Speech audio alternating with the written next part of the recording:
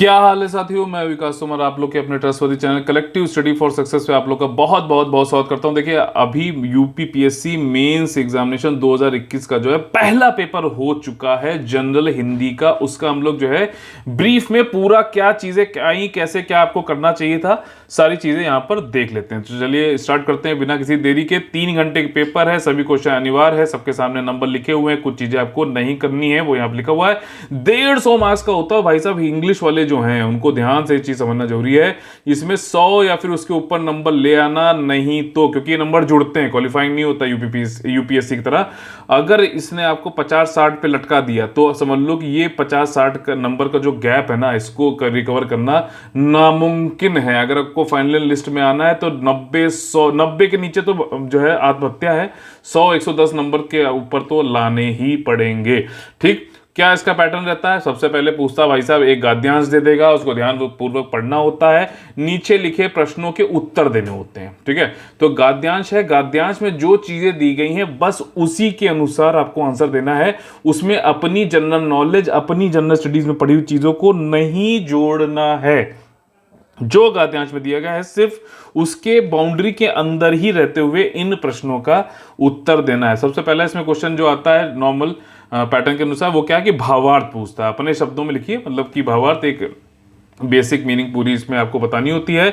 दूसरा, इस गद्यांश संबंधित धर्म समाज का कल्याण कैसे करता है, इसे गद्यांश के आधार पर स्पष्ट करिए। इन्होंने फिर भी लिख दिया, लेकिन वैसे मैं आपको बता रहा हूं 5-5 नंबर के दोनों हैं।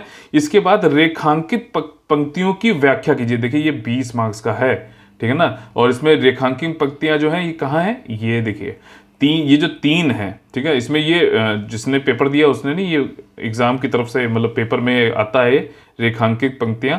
इसको जो है आपको एक्सप्लेन करना है, व्याख्या करनी है। ठीक, तीसरा ये है, ठीक है ना। जैसे गरीबों का गला काटने वाले चींटियों के बिलों पर आटा फैलाते देखे जाते हैं। अकाल पीड़ितों की सहायता में 1 पैसा चंदा ना देने वाले अपने डूबते मित्र को बचाने के लिए प्राण संकट में डालते देखे जाते हैं। प्रीवियस ईयर क्वेश्चन नहीं किए तो समझ लो जो है बड़ा मुश्किल हो जाएगी। ये जरूर करके जाना। हिंदी वालों को तो बहुत इसमें फेवरेबल रहता है, लेकिन इंग्लिश वालों को बहुत दिक्कत हो जाती है। इसकी जरूर तैयारी करके जाएं, ठीक है ना। पैटर्न बिल्कुल सेम है, कोई डिफरेंस नहीं हुआ है, कुछ भी चेंजेस नहीं है। बस आपको इसके लिए तैयारी करनी पड़ेगी, हिंदी लिखना पड़ेगा। और अगर चील कौवा जैसी जो है आपकी हैंड राइटिंग है तो उसको सुधार करिए। बहुत तेजी से लिखने की कोशिश मत करिए, एक समान स्पीड बनाए रखिए और लगातार लिखते जाइए। ठीक, अगला जो क्वेश्चन आता है इसमें देखिए टोटल जो है 30 मार्क्स का ये भी होता है। इसमें क्या, गद्यांश को पढ़कर निर्देश अनुसार जैसा डायरेक्शन दिया गया वैसे आपको उत्तर लिखने हैं। 3 क्वेश्चन इसमें आ गए, 5-5 20 वही इसमें है। देखिए इसमें गद्यांश के उचित शीर्षक दीजिए। बड़ा अच्छा गद्यांश मैंने देखा इसको पढ़ के। उन्हें मक्खी चूसने में घृणा होती है। क्या भाई साहब, मतलब ये एक तो ये ऐसे गद्यांश लाते हैं कि आपको जो है 10 गालियां भी देता है। उनकी आकृतियों पर ना रोष, तुम्हें धिक्कार है, बहुत ही खतरनाक होता है। आपको मतलब कई बार ऐसा होता है कि हंसी आ सकती है, लेकिन आपको जो है अपने इमोशंस कंट्रोल करते हुए ये फोकस करना है कि इसको पढ़ने में, ठीक ना, रक्त चूसने में दया।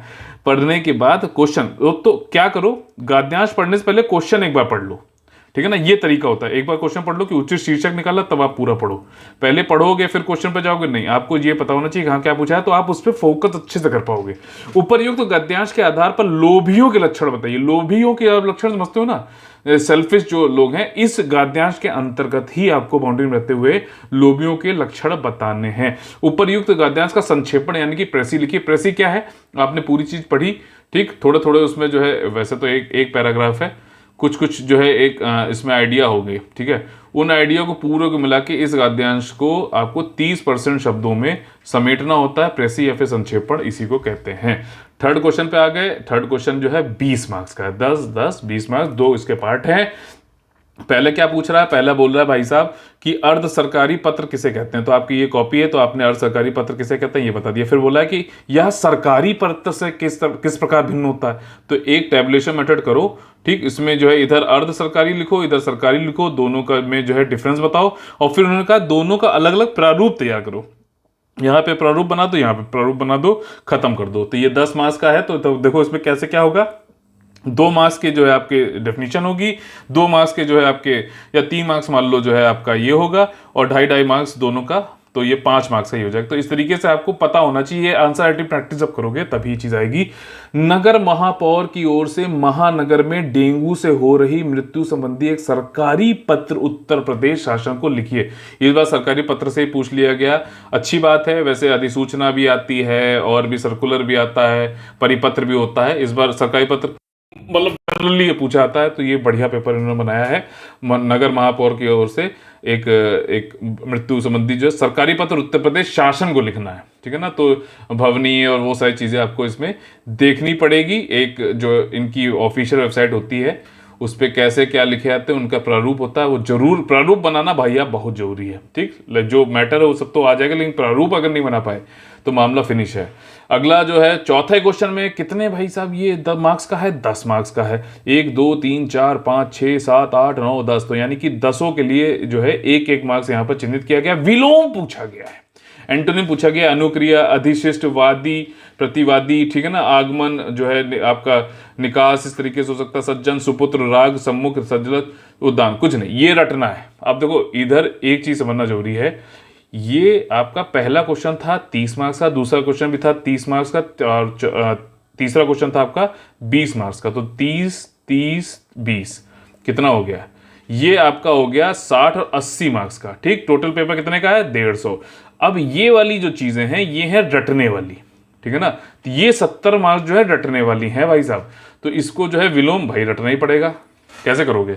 इसके बाद क्या है, उपसर्ग पूछा गया है, 5 है, एक एक एक करके हैं, ठीक। तो मैं क्या करता था इसमें कि आप लोगों को ये मतलब बोलूंगा, आप लोग चाहो तो जैसा भी आपको सही लगे वैसे कर सकते हो, कि ये रटने वाली जो चीजें हैं जिसमें आगे लोकोक्तियां वैसा पूछेगा, तो इनको पहले करो, क्योंकि दिमाग में बिल्कुल आपने भरा हुआ है। तुरंत जाके जो है जैसे देखो, और इसी को चाहो तो वहीं पे पेपर लिख लो, ठीक है, या फिर तुरंत ही जैसे आए पेपर ये वाला पोर्शन पहले करो और फिर उसके बाद गद्य उद्देश पे जाके आराम से कर लेना, कोई टेंशन नहीं है, ठीक। बहुत टाइम होता है, 3 घंटे हैं यार, 3 घंटे में मतलब कई लोग तो जो है हिंदी वाले तो भाई साहब 1 घंटे 1.5 घंटे में करके बैठ जाते हैं।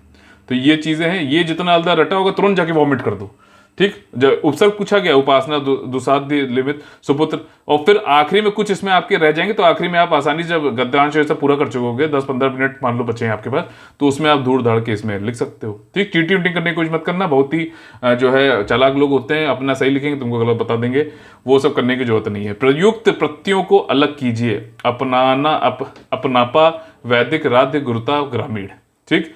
अब इसमें छठा क्वेश्चन है, 10 मार्क्स का है, 5 दिए गए हैं, 2 मार्क्स ईच है।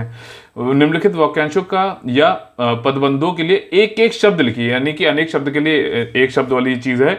उत्तराधिकारी में प्राप्त संपत्ति, ठीक है, उत्तराधिकारी में प्राप्त संपत्ति, शत्रुओं का हनन करने वाला, ठीक है ना, मुकदमा दायर करने वाला व्यक्ति, युद्ध की प्रबल इच्छा हो जिसमें उत्तर देके खंडन करना। 7वां क्या है भाई साहब, 5-5 मार्क्स का है, 5-5 ये दे रखे हैं। वाक्यों को शुद्ध कीजिए, तुम तुम्हारी किताब ले जाओ, वाह वाह। या एक गहरी समस्या है, मोहन आगामी वर्ष कलकत्ता गया था। गणित, आगामी वर्ष कलकत्ता गया था, मतलब ये पास्ट टेंस है, ये आगामी फ्यूचर की बात कर रहा है, गलत है।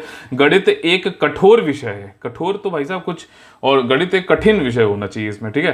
तो ये मतलब बहुत आसान है, ये तो कर ले जाओगे, लेकिन ये उपसर्ग को ये कैसे करोगे, इसके लिए रटना ही पड़ेगा।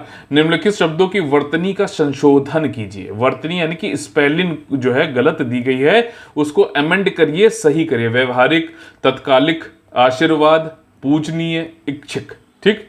8वां क्वेश्चन आपका जो है ये 30 मार्क्स का, भाई साहब मुहावरे, लोकोक्तियां, 30 मार्क्स। गद्यांश के भी थे, ये तो ये बहुत बड़ा पोर्शन है गद्यांश आपका, और क्वेश्चन वाले, प्रेसी राइटिंग और सरकारी, ये तो मतलब इसका बहुत, इसको रटना ही पड़ेगा, ठीक। इसमें क्या होता है, इसके अर्थ लिखिए और उनका वाक्यों प्रयोग करिए।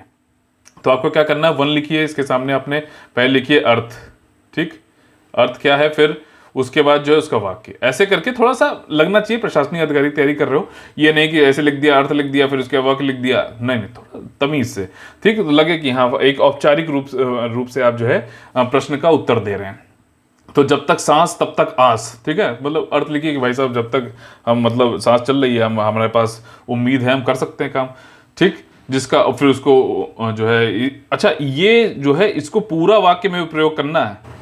जैसे मान लीजिए कि कोई एक बैट्समैन है, तो आप लिख सकते हो कि राहुल जो है लगातार 5 मैचों में 0 रन बनाने के बावजूद भी जो है छठे मैच में उसने 100 रन मार दिए, इसको कहते हैं जब तक सांस तब तक आस, ठीक है। तो ऐसे करके आपको लिखना है, जिसका काम उसी को साजे, ठीक है ना। आगे नहीं लिखना है पूरा, फिल इन द ब्लैंक नहीं है, बस ये है कि जिसका जो काम है उसी को करना है, तो उसका अर्थ बताइए और फिर उसको जो है उसका वाक्य बना के छोड़ दिए। चित भी मेरी पट भी मेरी, झूठ के पाँव नहीं होते, हाथ कंगन को आरसी क्या, पढ़े लिखे को फारसी क्या। खैर ये पूरा नहीं, सिर्फ इसी का बताइएगा अर्थ। आड़े आना, ठीक, आंखें बिछाना, खाक छानना, ठन ठन गोपाल शैतान की आत। ये जो है पेपर हिंदी का यूपीपीएससी मेंस 2021 में आज संपन्न हुआ है। इसमें मैंने आपको जो चीज़ें जरूरी बताई हैं ध्यान रखिए और तैयारी करिए। कोई आप लोग को डाउट है, आप लोग हमारे कलेक्टिव स्टडी फॉर सक्सेस के टेलीग्राम चैनल पर जुड़ सकते हो। हमारा मिशन प्रयागराज नाम से 2022 का कंप्लीट पेड ग्रुप चल रहा है प्रीलिम्स एग्जामिनेशन के लिए, यूपीपीएससी 2022 का है ये। कोई डाउट है तो आप लोग 9650347272 पे बात कर सकते हैं। पहले प्रीलिम्स निकालेंगे फिर मेंस में तैयारी भी कराएंगे, ठीक। लिंक डिस्क्रिप्शन में दे रखा है, पेड कोर्सेज जानकारी क्या क्या चीजें हैं सब उसमें मिल जाएगी। जय जय Bharat, all the very best है, वंदे वंदे मातरम।